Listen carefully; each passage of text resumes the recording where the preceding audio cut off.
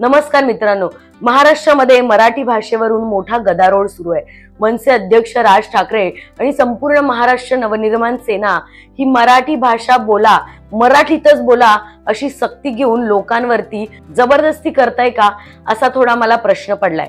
डोंबिवलीमध्ये एका महिलेने excuse me असं इंग्रजीत म्हटलं म्हणून मनसे अधिकाऱ्यांनी तिला मारहाण केली।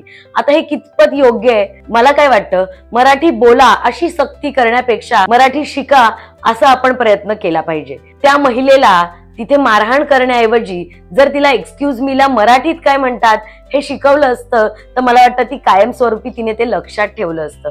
पण हिंसाचार करून मराठी भाषा खरंच एखाद्यावर लादली जाऊ शकते का, याचा गांभीर्याने विचार करायला हवा। मराठी भाषा ही मायेची आणि संस्कृती जपणारी भाषा आहे। या भाषेला आपण एखाद्याला मारहाण करून खरंच ती कोणावर लादू शकतो का? तर नाही।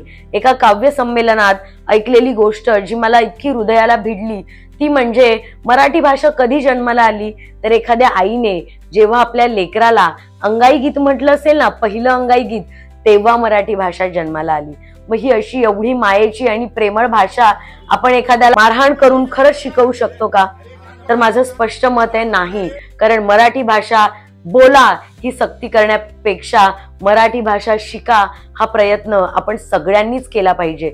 आपणही रिक्षात जाताना अर्ध्या वेळानंतर आपल्याला कळतं की रिक्षावाला ही मराठीत आहे आणि मग आपण मराठीत बोलायला सुरू करतो। अरे भैया आप मराठी ही हो क्या, बोलणारे कित्येक वेळा आपणच असतो। त्यामुळे कृपया करून आधी तुम्ही मराठी शिकवायला तर सुरुवात करा, मग बोलण्याचा प्रश्न आपोआपच निघून जाईल। अगदी सुंदर उदाहरण देते। 2 दिवसांआधी मी एका आसामी संगीतकाराला भेटले। दोघेही पती पत्नी हे आसामी भाषा बोलत होते।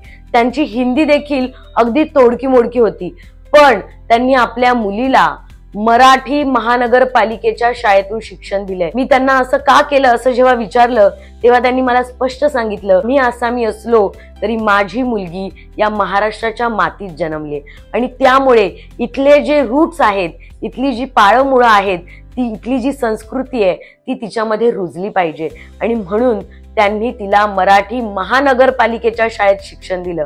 आज ती एवढं सुंदर मराठी बोलते, तिला शिकवलं आणि ती शिकली। बरं, यामागे आपल्या पालकांचाही चांगला विचार होता आणि त्यामुळे ती मराठी शिकली। त्यामुळे कुठेतरी जाऊन मला असं वाटतं की मराठी भाषेची सक्ती करण्यापेक्षा ती शिकवता आली पाहिजे। इतर भाषिक जी लोक आहेत ती आवर्जून हक्काने आपली भाषा समोरच्याला शिकवतात।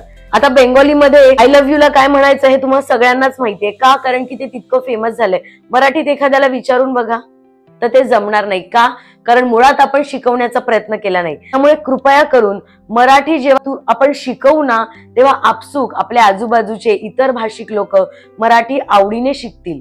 पण अशा पद्धतीने हिंसाचार करून आक्रमक पद्धतीने जर मराठी बोलण्याची सक्ती केली, मराठी बोलण्याचं जर दडपण आणलं तर मात्र आपल्या मराठी भाषेचा अभिमान आणि संस्कृती खालावली जाईल एवढं नक्की आहे। त्यामुळे कृपया हे होता कामा नये। मराठी भाषेमध्ये जेवढी माया आहे ना, मला नाही वाटत ती इतर कुठल्याही भाषेमध्ये असू शकते। त्यामुळे इनफॅक्ट तुम्हा सगळ्यांनाच, महाराष्ट्र नवनिर्माण सेनेच्या अधिकाऱ्यांना आणि माननीय राजसाहेब ठाकरे यांना देखील माझी विनंती आहे की महाराष्ट्रामध्ये मराठी बोला अशी सक्ती करण्यापेक्षा कृपया सगळ्यांनीच एकमेकांना मराठी शिकवा अशी जर सक्ती केली तर मला वाटतं आपल्याला मराठी भाषा जिवंत ठेवायला आणखी सोपं जाईल।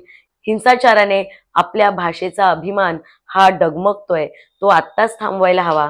त्यामुळे कृपया आपण सगळ्यांनी मराठी बोला अशी सक्ती करण्यापेक्षा मराठी शिका अशी जर सक्ती केली तर कुठेतरी आपली मराठी भाषा ही जिवंत ठेवण्यात आपल्याला यश येईल। ती शिकवण्यासाठी आपण शाळेपासून, महाविद्यालयांपासून त्याची कशी सक्ती करता येईल यावर अभ्यास झाला पाहिजे, तर कुठेतरी जाऊन मराठी ही आपल्याला सदैव जगवता येईल। तुम्हाला जर हा विचार पटला असेल तर कृपया तो जास्तीत जास्त लोकांपर्यंत शेअर करा आणि मराठी बोलण्याऐवजी प्रत्येकाला मराठी शिकवण्याचा प्रयत्न करा।